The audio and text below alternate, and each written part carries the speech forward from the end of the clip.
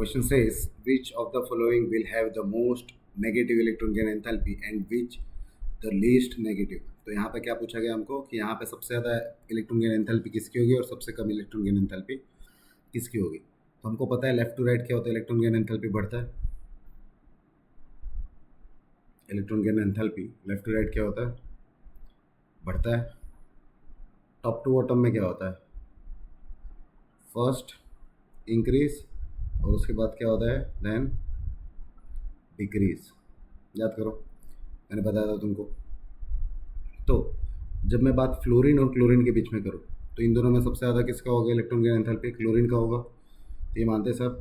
तो ये हो गया कि मोस्ट इलेक्ट्रॉन गेन एंथैल्पी किसके पास होगी, क्लोरीन के पास होगी। उसका रीज़न क्या है, उसका रीज़न एकदम सिंपल से याद रखना है तुमको कि क्लोरीन जैसे ही एक इलेक्ट्रॉन लेगा तुरंत ही वो स्टेबल हो जाएगा। क्लोरीन क्या करेगा, एक इलेक्ट्रॉन लेते ही स्टेबल हो जाएगा और वो अपने पीरियड में सबसे ज़्यादा क्या रखता है, इलेक्ट्रॉन गेन एंथैल्पी रखता है। अब बात करते हैं लीस्ट। तो रूल क्या है, लेफ्ट टू राइट क्या होगा, इलेक्ट्रॉन गेन एंथैल्पी बढ़ेगा। तो यहाँ पे फ्लोरीन हट गया तो फर्स्ट ऑप्शन गलत, कि चलो क्लोरीन तो है बट फ्लोरीन गलत हो जाता है यहाँ पर। सेकंड में क्या है, मोस्ट में क्लोरीन है, सही है, बट फ्लोरीन गलत हो जाता है। अब सल्फर और क्लोरीन दिया हुआ, तो क्लोरीन का लिस्ट तो नहीं होता ना, तो ये गलत हो जाता है। क्लोरीन का क्या होता है, मोस्ट होता है। ठीक है, तो यहाँ पे ऑप्शन हट गया।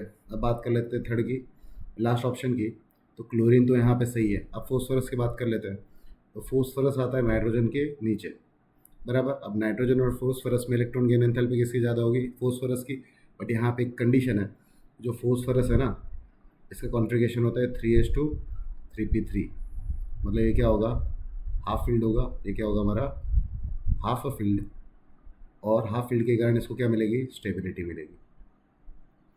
अब हाफ फील्ड के कारण स्टेबिलिटी मिल रही है, इसकी मीनिंग क्या हुआ कि वो चाहेगा कि वो इलेक्ट्रॉन ना ले। जैसे वो इलेक्ट्रॉन लेगा तुरंत ही उसकी स्टेबिलिटी क्या हो जाएगी, ब्रेक हो जाएगी। तो इसी कारण हमारा करेक्ट ऑप्शन क्या होगा, D is our correct option. I hope this is clear.